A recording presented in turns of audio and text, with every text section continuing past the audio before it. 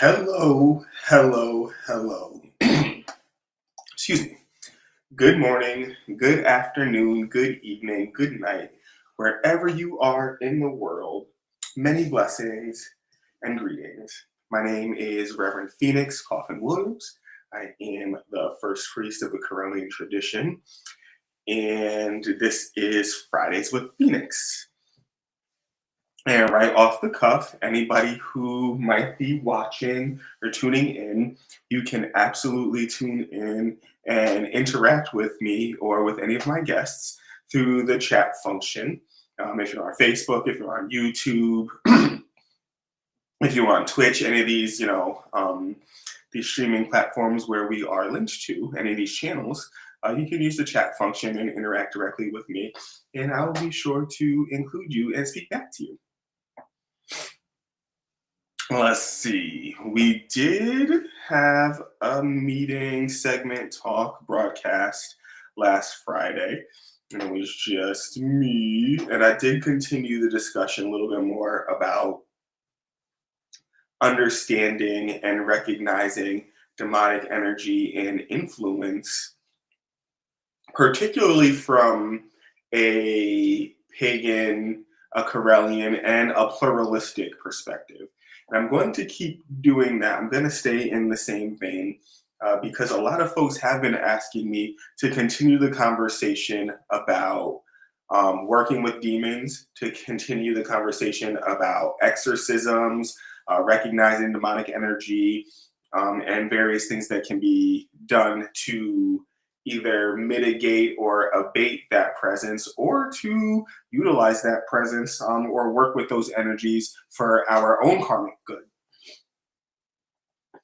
Because again, all magic is co-creational, it's reciprocal.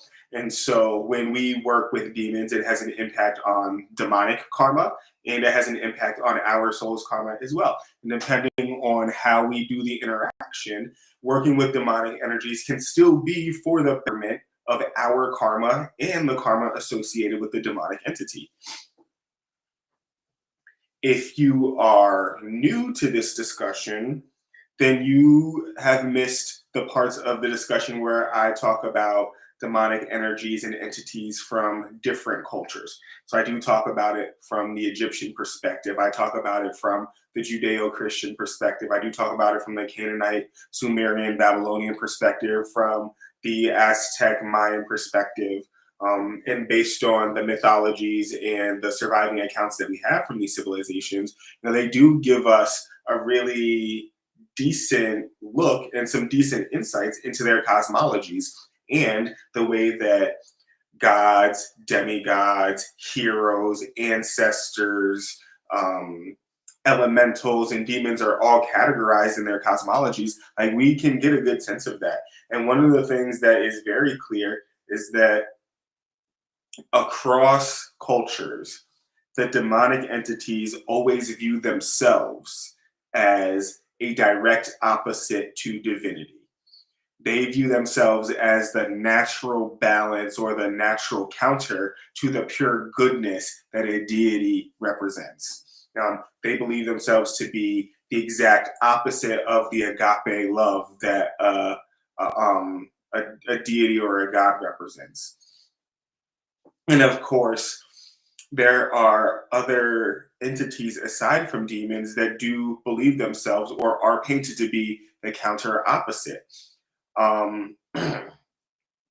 So in some situations, there is no such thing as a demon that is equal to a god. A demon might be equal to an archangel or a demigod or a deva or what have you. And we go back and forth on various levels about like what is a sanctified versus an unsanctified spirit and what have you. But demons, they do across cultures have this ability to manifest through nature, right? So you can have earthquakes and torrential downpours and tsunamis and stuff like that, and that could be due to demonic activity. But interestingly enough, we have gods that can manifest the same thing when they are angry. So are we to believe then that a demon is just another aspect of a god and it's angered or it's enraged or in its primal form? Maybe. And if we do take that, that does impact the way that we work with these energies when we are making offerings, sacrifices, and we are conducting exorcisms or what have you, whatever might be needed. If the consideration is that these energies are separate, they are as separate as you can get from the divine, and their manifestations are a part of their own individualized pocket of consciousness, and it is their joy to undo different aspects of creation. It is their joy to insert different pieces of chaos into things that are otherwise orderly. They believe that that is their purpose and that they are serving their function when they do that. And this has an impact on the web of life. The chaos, perhaps, was the original state of the universe, and the order that was brought forth by the gods and by the divinities and by the force of will is the thing that might be foreign or might be new or might be something that needs to be adjusted to. And maybe chaos is what order returns to once it has run its course, which means that the chaotic, unbalanced, or problematic energy that is represented by demons actually is the substance that order, that empires, that tribes are built from and returns to. Perhaps the chaos is where we go to, once we die, and then we get reordered or reconstructed into another type of spiritual substance. Who knows? We cannot tell for certain until we get to that place where everything is enlightened and it all makes sense. We might have to die for that to happen, or we might have some guides who can give us some insight or like give us some hints along the way. But either way, depending on your pantheon will determine your view of the demonic energy.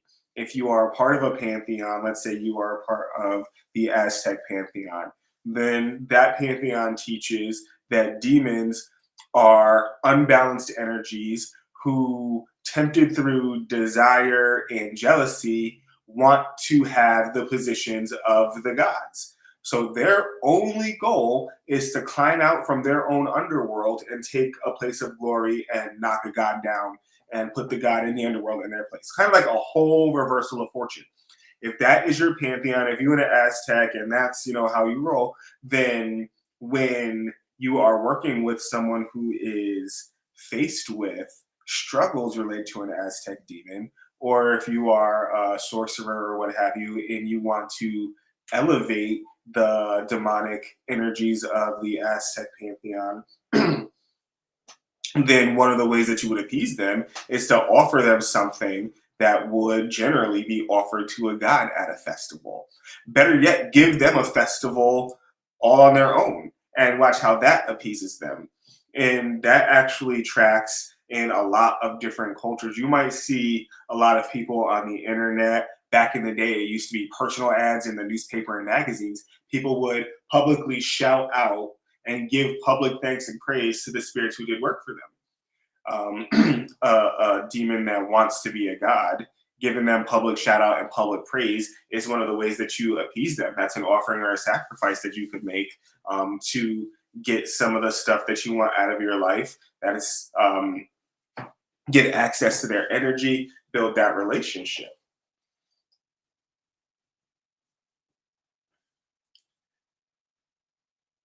Aside from the cultural differences in the pantheons, and aside from the specifics in the way that you might serve a spirit, you might give candles and incense and water and milk and honey and coffee and tea and orange juice and turkey and pork and beef. And on the one hand, you might be someone who does that as far as offerings.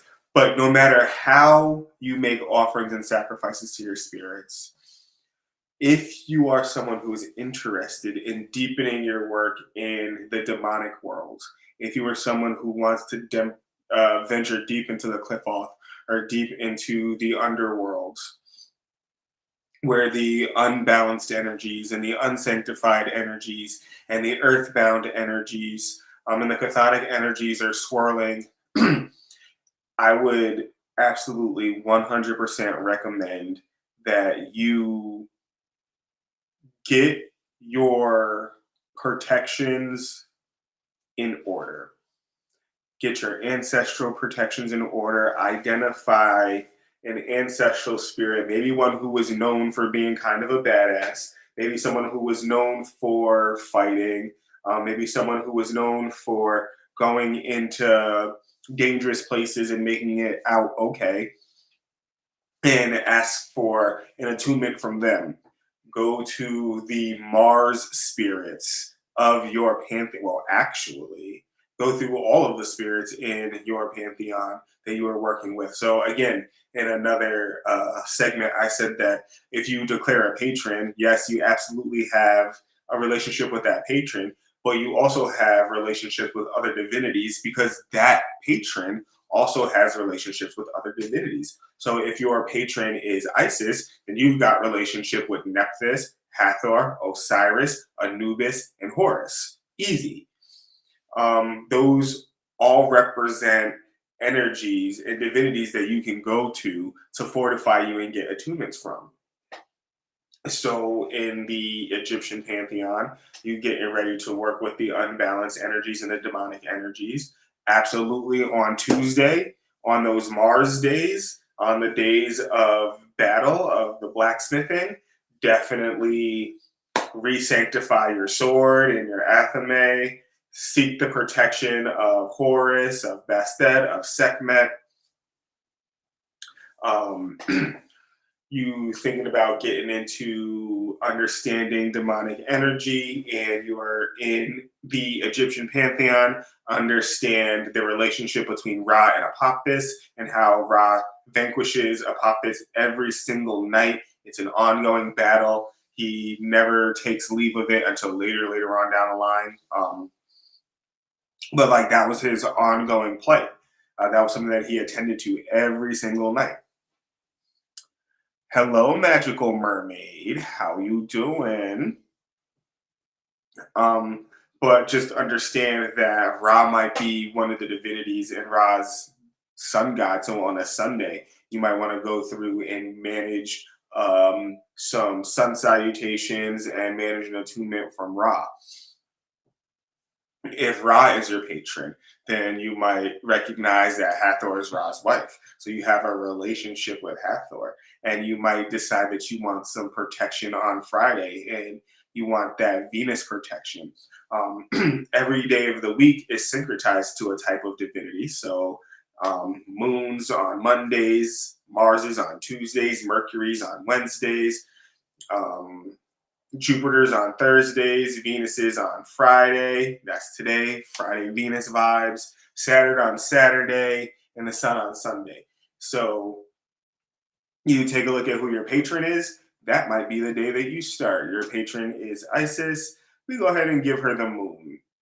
She has got so many epithets and so many correspondences that you really could pick a day. But let's just go ahead and give her the moon. Then on Monday, that's your Isis protection. Tuesday, that is your Horus or your Sekhmet or your Bastet protection. Wednesday is your Thoth protection.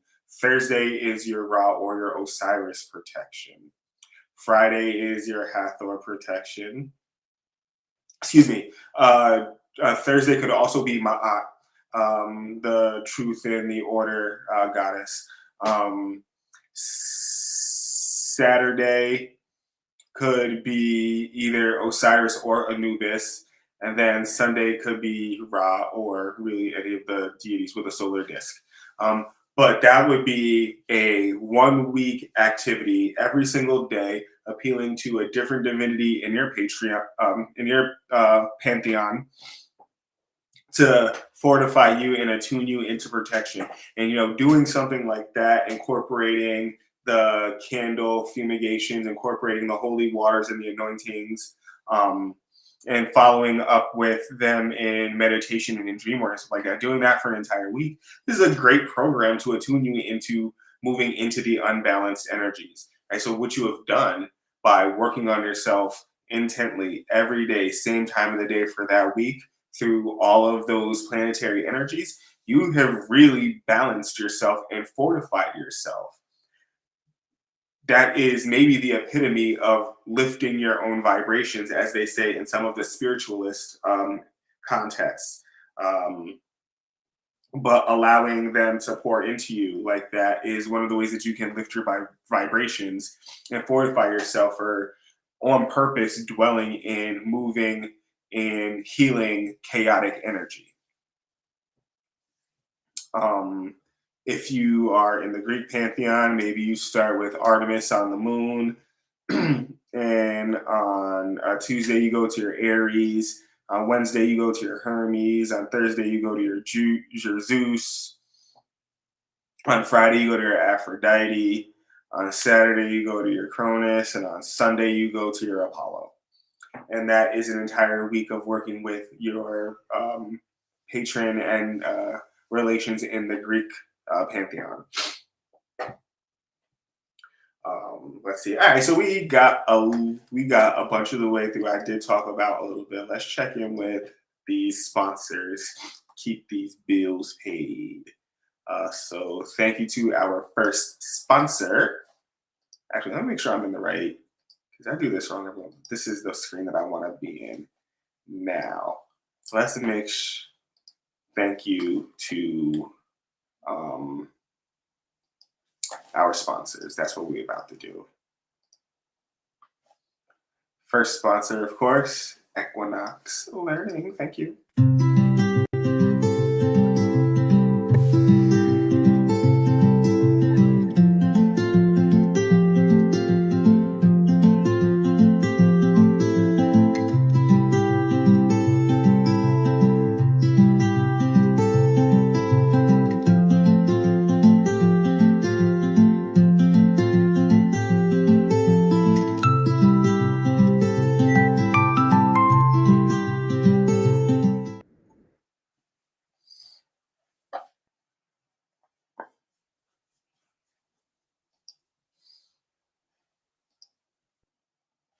All right, that was our first sponsor. And now for our final sponsor.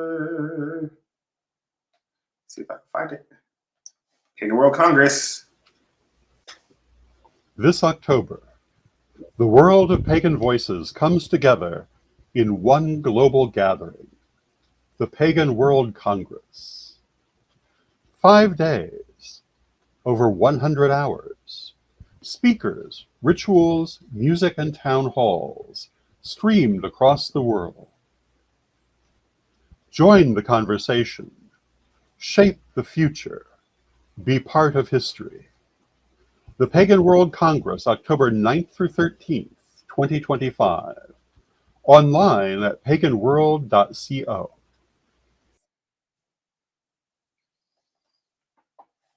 All right. Thank you to our sponsors ever so much. We did have a question in the chat from Magical Mermaid, and Magical Mermaid asked, how many pantheons are there? And that is an incredibly phenomenal question. Short answer, there's a pantheon for every tribe or group of people that has existed, for every nation or country that has existed. Um, so the Celtic pantheon is an example of a pantheon. The Norse pantheon is an example of a pantheon. Of course, we said Greek, we said Roman, we said Egyptian. We talked about Aztec, Incan, Mayan, Olmec, and the South American. Of course, there is the pantheons that are related to voodoo, voodoo, which are two different expressions of Western African polytheism or henotheism or what have you. There are multiple deities, but like a central divinity that's up there at the top. there is the pantheon that's associated with the Pacific Islands, and the pantheon that's associated with Pele, and the pantheon that's associated with Maui, and that's discussed lightly in the Moana franchise. There's pantheons that are associated with the indigenous folks who were on the continent of Australia before colonization happened there. And then some people would even argue that in Christianity, it's a pantheon that consists of a Father, a Son, and a Holy Ghost, and a whole communion of saints and angels and archangels. Magical Mermaid. Of course, there's also the indigenous North American pantheons for the nationalities and the tribes as well. What's going on, SWAC fan? Thank you for dropping a few minutes. Good afternoon to you. And SWAC fan, you work with Hecate and Cernunnos. Those are the Greek pantheon. I think Cernunnos might be Celtic. I'm not sure, but folks show. Thank you for sharing those details. For you, SWAC fan, because you've got like the blended, the Hecate and the Cernunnos energy going on, I would say that if you wanted to fortify yourself, explore the relationships between Hecate and her folks and Cernunnos and his folks. Hecate has a great relationship with Persephone. Hecate has a decent relationship with Hades. Hecate is so legit that Zeus will not even fuck with her. Like, it is said that Zeus is afraid of Hecate. So with that kind of power in your personal spiritual relationship, like, explore those relationships and how you can make yourself strong. Also, Hecate is a Titan. Explore who some of the other Titans were, and what their correspondences are. So Hecate, Crossroads goddess, moon goddess, has the torches, but what are her correspondences in the war realm, in the sun realm, in the law, order, and justice realm? And the same thing with Cernunnos. Cernunnos is fertility and experience, first of all, fertility, and then that has wonderful components for experimentation if you think about male-bodied people and female-bodied people, and then how that continues to get more dynamic once you consider the various ways that people get to express themselves. Because our expression does have some kind of link to our own relationship to our potency and our fertility. Even for people who identify as asexual, the way that they dress and they look, it is very linked to their sense of identity and their sense of potency, their relationship to the life force, even if it is not expressed in sexual terms. I wanted to make that clear before I get a whole bunch of yeah buts. But our expression, how we dress, how we put ourselves up, is linked to how we perceive our potency. So if you think about people who feel dead dog sick, tired, they do not look like they run in the show that day. Even if they do their best to get up, we can usually perceive in their expression, something's a little bit off, a little bit different.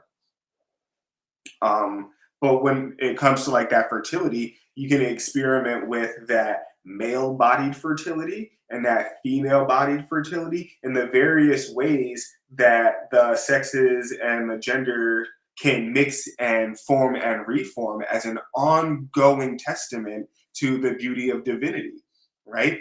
Cernunnos, in all of his relationships, represents the ability to spawn and respawn in many, many different beautiful ways. Every single flower is as a result of the relationship of divine goddess and Cernunnos. So 3-leaf clovers, 4-leaf clovers, dandelions, like, we place judgments on all of these things, but it is all 100% beautiful and powerful in the eyes of the divine. And I think that Cernunnos is one of the powerful divinities that helps us generalize that example into our human siblings. So I know that was a little bit off topic, but thank you for bringing up Carnuno, Swag fan. We are basically out of time for today. There was something else that I wanted to talk about. I know I started off by introducing myself as a high priest and a co-leader of a global magical tradition. But one of the things that I did want to say today is that I'm also still a student, like I'm also still learning. And I came across this deck of tarot cards that was published by the Brotherhood of Light. It is linked to Hermetics and the Kabbalah. Um, and I did want to talk about this deck of cards. One of the things that I did want to mention, though, is that this deck really switches up the suits. In this deck, swords are related to the element of earth because of their reaping ability, and the coins are related to the element of air because somehow with enough money you can buy anything that you think of. I mean, that's kind of like a basic break. That's not like the whole esoteric breakdown of like why that happens in this deck.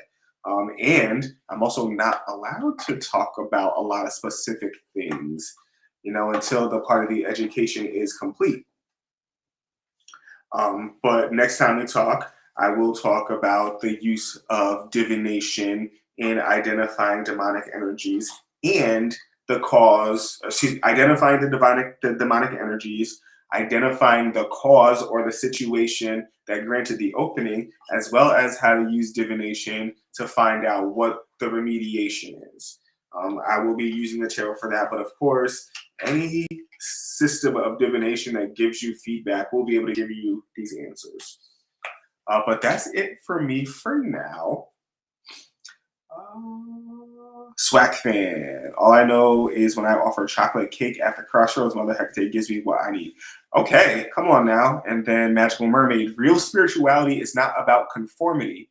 Genuine seekers will always be students. That's a fact. That's a whole fact. That is a whole fact. Always more to learn. And I think that there is something special about valuing knowledge and valuing education. It leads you on a path of like lifelong learning, which if knowledge is power, then it is a path of lifelong gathering of power. So that's all I will say for now about that. I'm gonna actually go ahead on with the rest of my day. And until next time, blessed be. Love you lots. Talk to y'all later.